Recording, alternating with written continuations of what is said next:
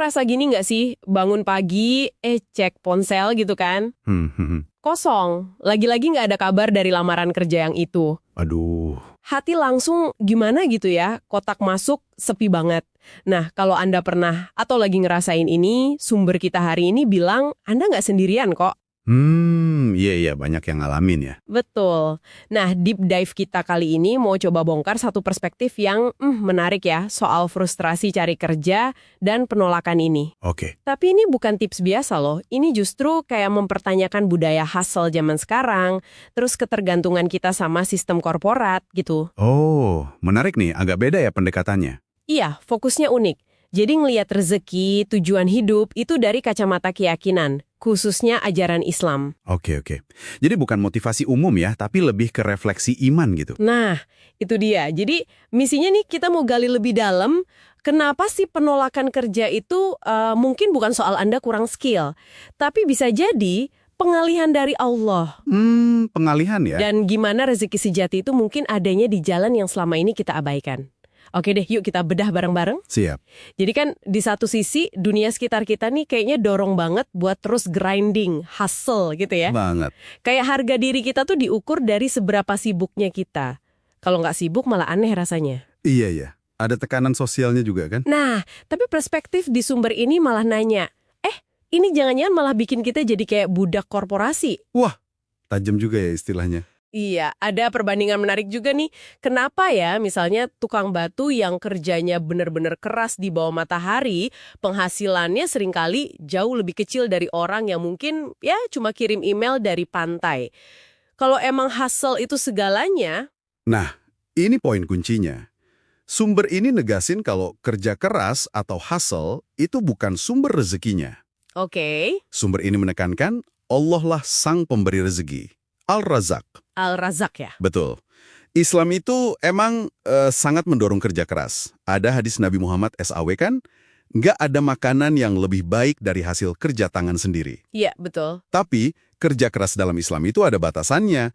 Nggak sampai ngorbanin kesehatan, jiwa, apalagi tujuan hidup kita yang sejati hanya demi ngejar dunia. Jadi bukan berarti nggak kerja keras ya? Ini bukan karena kurang kerja, tapi mungkin karena kita terlalu nyender ke sistem buatan manusia. Lupa sama siapa penopang sejati kita. Wah, dalam nih. Nah, ini bagian yang bikin saya mikir banget nih. Gimana kalau pintu-pintu kerja yang ketutup itu justru cara Allah ngarahin kita ke rezeki dari arah lain? Jadi kayak diarahkan gitu ya? Iya, sesuatu yang mungkin sekarang kita anggap remeh. Atau, ini mah bukan kerjaan beneran. Misalnya, ide bisnis kecil di rumah, atau layanan yang halal, atau proyek lepas gitu. Oh, bisa jadi ya. Kita terlalu fokus ke satu pintu, nggak lihat jalan lain yang udah kebuka. Itu dia. Apa yang menarik di sini tuh gagasan bahwa kita mungkin doa minta tolong sama Allah, tapi tanpa sadar kita nolak jalan keluar yang dia tunjukin. Kenapa ditolak biasanya? Ya mungkin karena kelihatannya kurang keren aja, kurang bergengsi gitu di mata orang lain. Iya, gengsi ya. Nah, ada perbedaan besar antara nunggu dipilih sama perusahaan dengan keyakinan dalam Islam bahwa Allah udah milih Anda buat peran tertentu di dunia ini. Jadi, kita udah dipilih ya? Udah. Pesannya jadi lebih ke arah, coba deh tempuh jalan yang dia sediain. Bukan cuma ngejar apa yang dianggap sukses sama standar umum. Jadi ada pergeseran pola pikir nih yang diusulin ya. Betul. Dari yang tadinya nanya, kira-kira mereka mau terima saya nggak ya? Jadi mikir, oke, ada masalah apa sih di sekitar saya yang bisa saya bantu selesaikan? Nah, itu dia. Fokusnya ke solusi. Ini jadi ingat kutipan lain dari Nabi Muhammad SAW. Manusia yang paling dicintai Allah itu yang paling bermanfaat buat manusia lain. Masya Allah. Niat yang tulus. Jadi bukan cuma soal uang ya? Bukan cuma soal uang. Jadi kita identifikasi kebutuhan nyata di komunitas kita. Apa aja? Mungkin susah cari produk halal, atau orang bingung soal fikih modern, atau butuh dukungan buat lansia. Terus kita coba kasih nilai tambah. Sekecil apapun. Nah, justru disitulah, kata sumber ini, rezeki bisa ngejar kita. Ada konsep barokah di sini. Barokah keberkahan ya? Iya, keberkahan. Yang datangnya bukan cuma pas usaha kita viral atau gede gitu. Tapi justru pas kita memulai dengan niat yang baik. Oke, oke. Tapi kan terus terang aja nih ya, kalau ditolak berkali-kali itu gampang banget kan bikin kita, aduh putus asa. Atau malah jadi mempertanyakan nilai diri sendiri. Banget. Itu manusiawi banget sih.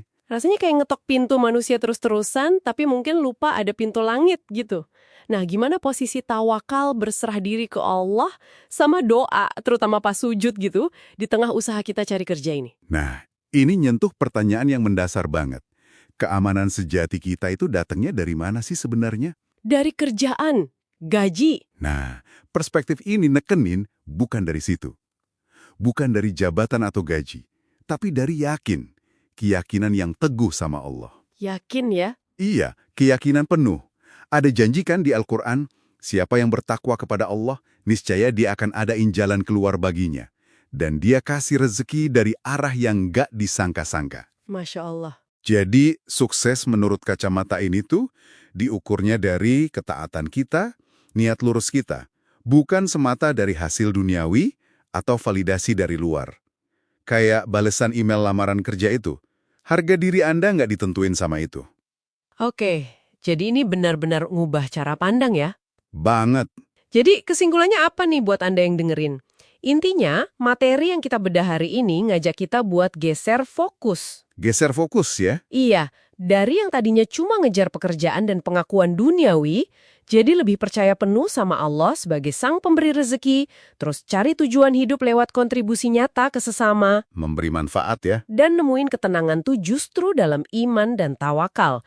Pasrah tapi tetap ikhtiar, bahkan pas situasi rasanya nggak pasti banget. Nah, sebagai penutup nih ya, coba deh direnungin. Gimana kalau rezeki Anda itu ternyata nggak datang melalui pekerjaan yang selama ini Anda kejar mati-matian? Terus, Gimana kalau rezeki itu justru datang untuk sebuah pekerjaan, sebuah layanan, atau solusi yang mungkin cuma Anda yang bisa ciptain? Berdasarkan apa yang Anda lihat, apa yang Anda bisa lakukan. Sesuatu buat Anda pikirin lebih lanjut deh.